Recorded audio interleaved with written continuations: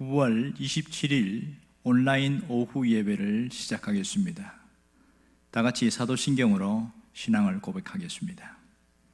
전능하사 천지를 만드신 하나님 아버지를 내가 믿사오며 그 외아들 우리 주 예수 그리스도를 믿사오니 이는 성령으로 잉태하사 동정녀 마리아에게 나시고 본디오 빌라도에게 고난을 받으사 십자가에 못 박혀 죽으시고 장사한 지 사흘 만에 죽은 자 가운데서 다시 살아나시며 하늘에 오르사 전능하신 하나님 우편에 앉아 계시다가 저리로서 산자와 죽은 자를 심판하러 오시리라. 성령을 믿사오며 거룩한 공예와 성도가 서로 교통하는 것과 죄를 사하여 주시는 것과 몸이 다시 사는 것과 영원히 사는 것을 믿사옵나이다. 아멘. 찬송가 549장을 다 같이 하나님 앞에 찬양으로 영광 돌리겠습니다.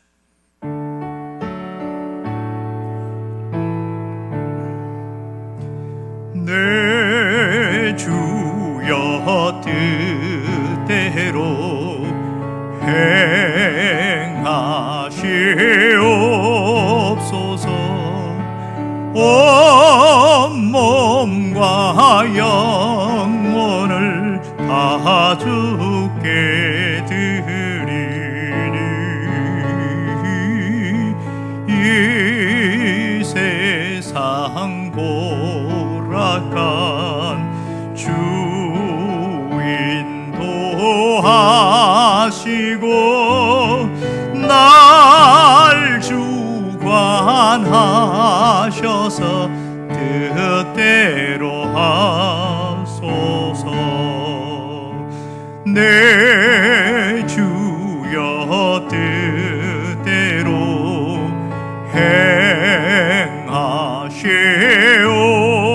행하시옵소서. 큰 근심 중에도 낙심케 마소서. 주님도 때로는 울기도 하셨네. 날 주관하셔서 뜻대로 하소서. 내 주여 뜻대로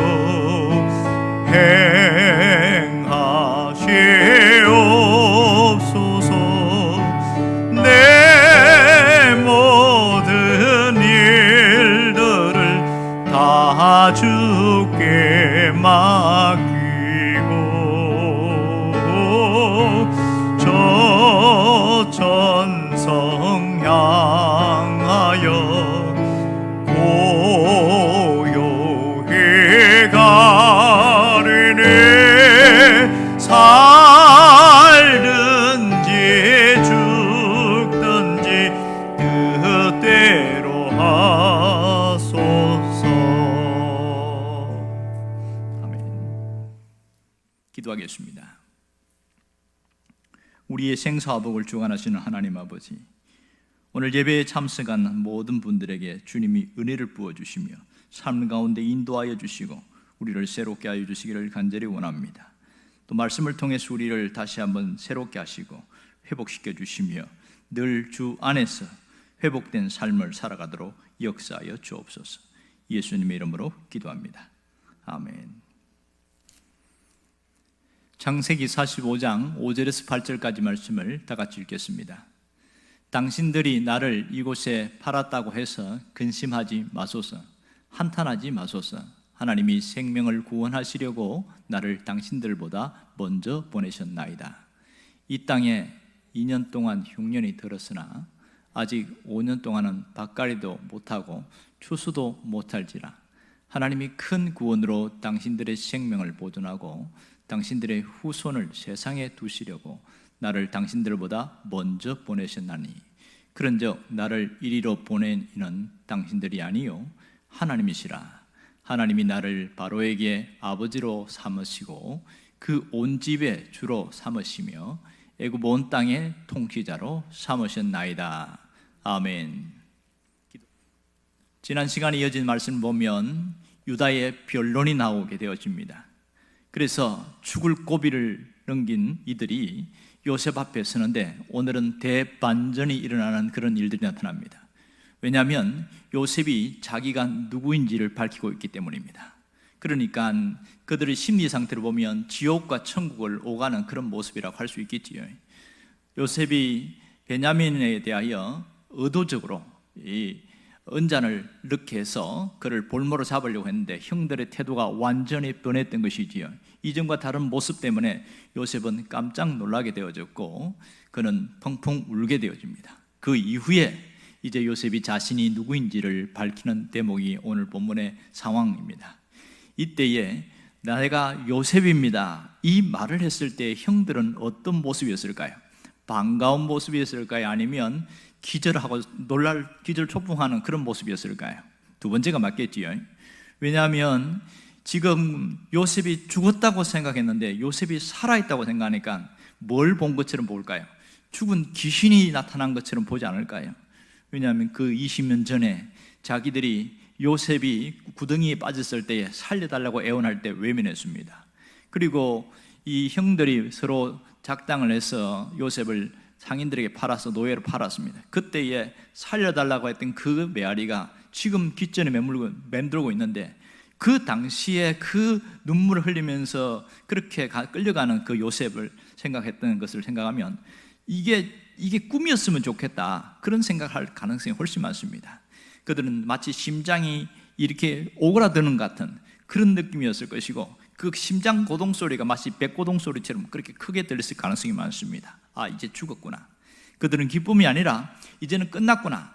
아니, 은잔 때문에 지금 더 이 요셉 앞에서, 그러니까 총리 앞에서 애걸을 하면서 뭔가 하지도 않고 이 자신의 문제를 이야기했는데 오히려 더 나락으로 떨어진 듯한 느낌이 드는 겁니다. 그러면서 한마디 하는데 나는 당신들이 애굽으로 판 자다 이런 얘기를 하거든요. 자, 이 말은 무슨 말입니까? 마치 액면 그대로 보면 복수를 하려고 하는 것처럼 보이지요. 당신들이 나를 애굽에 팔았다는 것은 얼마나 서슬픈 말입니까? 그 다음에 나타나는 얘기들은 생각만 해도 끔찍할 정도입니다. 그런데요, 대반전의 말이 바로 오늘 5절 말씀입니다. 5절 다시 한번 보겠습니다. 이 5절 말씀을 다시 한번 보면 함께 읽어봅시다. 당신들이 나를 이곳에 팔았다고 해서 근심하지 마소서, 한탄하지 마소서, 이렇게 말합니다. 여기에 두 단어가 나오는데 근심이라는 것과 한탄이라는 단어입니다. 근심이라는 말은 안색이 어두워져서 사색이 되었다 그런 뜻이고요, 한탄이라는 것은 이제는 모든 것을 포기하고 절망감에 빠져서 주저앉아 버릴 수밖에 없는 상태, 이 뜻입니다. 그러니까 이 형들의 지금 심리 상태가 얼마나 지금 온 머리가 하얗게 되어지고 마치 얼음이 얼은 것처럼 몸이 꽁꽁 얼은 것처럼 움직이지 못하는 상태인가 하는 것을 볼 수 있습니다. 그런데 요셉이 위로하면서 한 말이 지금 근심하거나 한탄하지 마세요 그렇게 이야기를 합니다. 그 다음 내용이 굉장히 중요한데요, 하나님이 생명을, 그 다음 봅시다. 하나님이 생명을 구원하시려고 나를 당신들보다 먼저 보내셨나이다 이렇게 말하고 있습니다. 정말 놀랍지요. 지금 요셉이 지금 한마디도 자신이 그동안 어떻게 억울함을 견디었는지, 지금 내가 형들 때문에 얼마나 서운했고 복수의 칼을 갈았는지 그런 얘기가 한마디도 없어요. 그냥 다 용상으로 끝나버리니까 오히려 그렇게 해버리면 지금 형들의 입장은 더 두려울 수밖에 없는 상황이지요. 그런 상황에서 요셉이 이렇게 말하는 이유가 뭐냐는 거예요. 그것은 지금 요셉이 누구를 두려워하고 있습니까? 하나님을 두려워하고 있잖아요.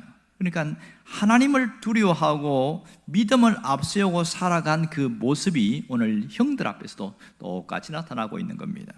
지금 요셉은 자기 자신이 지나온 그 시간에 하나님이 움직이신 시간의 결과임을 알기 때문에 이 형들 앞에서도 그 신앙을 드러내고 있습니다. 이 점이 대단히 중요한 것이죠. 오늘 5절 보면 하나님이 생명을 구하려고 나를 당신들에게서 보다 먼저 보냈다 이렇게 자신의 고난을 아주 완전히 승화시켜서 얘기를 하고 있어요. 그리고 7절과 8절을 보면 정말 더 충격적인 얘기를 하고 있습니다. 생각지도 않은 그런 하나님의 뜻을 발견한 이야기를 하는데요. 7절을 봅시다. 하나님이 큰 구원으로 당신들의 생명을 보존하고 당신들의 후손을 세상에 두려고 나를 당신들보다 먼저 보내신다니. 그 다음 8절입니다. 그런즉 나를 이리로 보낸 이는 당신들이 아니요 하나님이시라. 이 점이 대단히 중요하죠. 지금 자기가 팔려왔고 억울하게 종살이하고 옥살이하고 엄청나게 고생했는데 이것을 뭘로 바꾸는 겁니까? 하나님이 하신 일이다. 이렇게 완전히 바꾸어서 이야기하고 있지요. 그러기에 하나님이 그 뜻을 이루려고 내가 이런 어마어마한 고난의 과정을 거친 것이 사실은 하나님이 큰 뜻을, 내 일을 준비하기 위해서 먼저 계획하셨고, 또 그래서 나를 누구로 세웠냐면 온 이 바로의 집을 통치하는 자로 세웠다. 그 얘기를 하고 있습니다. 그리고 하나님의 뜻을 이루어 가도록 만들기 위한 모든 밑그림 작업을 다 했다는 겁니다. 그 다음 이어지는 얘기를 보면 이 어마어마한 대이주하는 것이 나오죠. 가나안 시대가 종식되고 이 애굽의 모든 것이 다시 거기서 정착하는 이것을 다 보게 되어지는데요. 그 어마어마한 일들이 그 다음 이어지로 나오고 있습니다. 자, 우리의 현실을 보면 비슷한 모습들이, 정반대의 모습들이 많이 보이는데, 어떤 사람이 굉장히 고난을 당하고 어려움을 당하고 그러다가 출세를 하는 경우가 있어요. 그렇게 해서 아주 돈을 많이 벌었다든지 높은 자리에 올라갔다든지 이럴 때에 사람들을 우리가 주변에 종종 보기도 하는데, 그런데 그런 사람들 중에 많은 사람들의 공통점이 하나 있어요. 공통점이 뭐냐면 자신이 힘들고 어려울 때에 보살펴주고 도와준 사람들에 대해서 외면하는 겁니다. 그 대상이 부모라고 할지라도 외면해버리는 경우가 굉장히 많습니다. 형제는 뭐 더더욱 마찬가지지요. 그런 얘기 아시지요? 어떤 할머니가 상경을 해서 어떻게 해서 변호사 사무실에 찾아왔는데 뭐 보따리를 들고 온 거예요. 어떻게 오셨어요? 누굴 찾아오셨어요? 그러니까 우리 아들 찾아왔다고. 그런데 하필이면 그때에 변호사 사무실에 자기 아내하고 같이 있는 거예요. 그런데 이 자기 어머니가 너무 행색이 초라하고 몰골이 그래서 아내에게도 이렇게 안 보이고 싶은 거예요. 문제는 거기에 있는 사무장 앞에 우리 집에 있는 식모입니다 이렇게 이야기한 거예요. 얼마나 충격을 받았는지 그질로 그 어머니가 보따리를 들고 다시 내려가고 다시는 아들 집에 돌아오지 않았다는 그런 아픈 얘기였습니다. 이 아들 변호사 시키려고 온갖 논도 팔고 소도 팔고 그렇게 뼈 빠지게 고생을 했는데 그렇게 출세하고 나니까 변해버린 거예요. 다 그런 건 아니지만 이렇게 달라지는 사람들이 있습니다. 부모가 나한테 해준 게 뭐가 있는데 이러면서 대드는 사람도 있고, 또 형제들이 잘 나갈 때 내가 그렇게 어려움을 당하는데 내가 좀 도와달라고 했을 때는 전혀 쳐다보지도 않더니 이제는 뭔가 또 나한테 와 손을 벌리려고 그러냐고 막 그렇게 문제박대하는 사람도 있고, 이런 안타까운 일들이 우리 주변에 굉장히 많이 일어나고 있습니다. 사람이 마음이 변질되어지는 것은 순식간이다, 그런 걸 알 수 있죠. 우리가 신앙을 가진 사람들도 보면 예외가 아니고 비슷하게 나가는 사람이 있어서 참 마음이 아플 때가 참 많습니다. 오늘 우리가 어떤 모습으로 살아가야 하느냐, 이 점이 참 대단히 중요하죠. 가만히 보면 우리의 지금의 현재의 모습은 하나님이 우리와 함께 하신 결과라는 것을 알 수 있습니다. 혹은 좋은 모습으로 드러나든지 아니면 아직까지 그렇게 완전히 회복되거나 화려한 삶은 아니라 할지라도 지금 내가 살아오는 이 모습은 하나님께서 도와주시고 함께 하신 결과로 이어진 겁니다. 혹 하나님이 손을 떼거나 외면해버렸다면 더 비참해질 수도 있고 더 어려워질 수도 있었어요. 하나님이 그나마 함께 하셨기에 지금 이 모습으로 버티고 견딜 수 있었던 것이고, 하나님이 모든 보이지 않는 보호막으로 도와주셨기 때문에 건강한 모습으로, 온전한 모습으로 있다는 것을 우리가 깊이 생각해야 됩니다. 그러나 여기서 또 한 가지 놓치지 말아야 할 것은 내 주변에 있는 사람들입니다. 가까이 있는 사람들이 하나님이 나를 돕는 자로 세웠다는 것을 잊어버리게 되어지면 그 다음의 삶들은 자꾸만 미궁으로 빠질 가능성이 굉장히 많습니다. 여러분, 진정으로 성공한 사람은 어떤 사람일까요? 그것은 하나님 앞에 한결같이 변함없는 모습으로 서 있는 자라는 것을 알아야 됩니다. 오늘 요셉이 진정으로 성공한 자라고 할 수 있는 것은 뭐냐면, 그는 노예로 있을 때나 총리로 있을 때나 또 형제들이 없을 때나 형제들과 함께 앞에 있을 때나 하나님 앞에서 한결같은 신앙을 가진 자였다는 겁니다. 이 점이 정말 대단한 것이지요.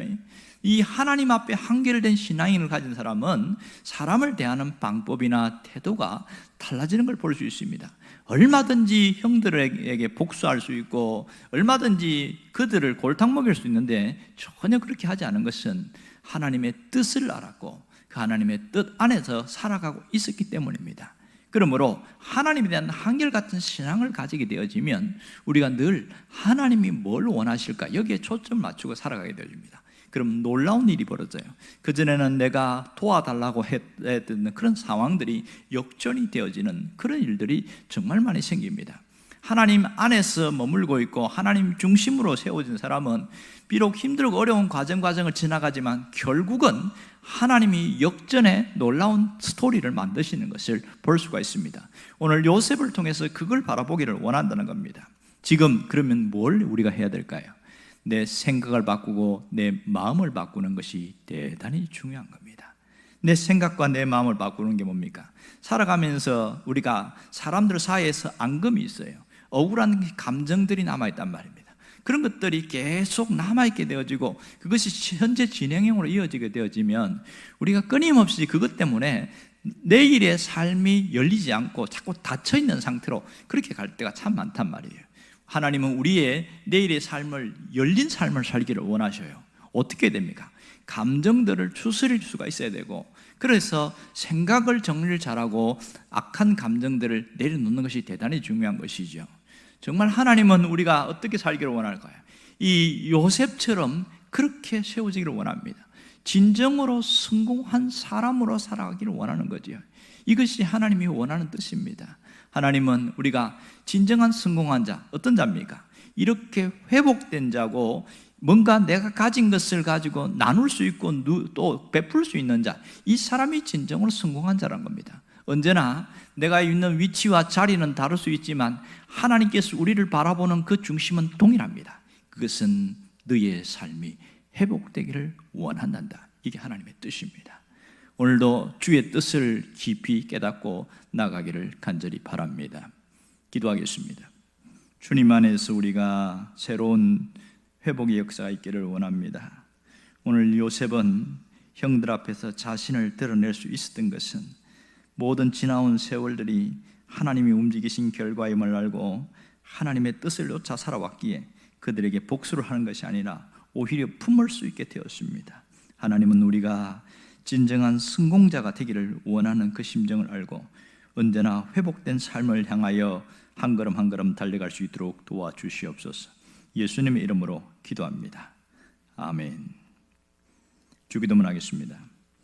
하늘에 계신 우리 아버지여, 이름이 거룩히 여김을 받으시오며 나라가 임하시오며 뜻이 하늘에서 이루어진 것 같이 땅에서도 이루어지이다.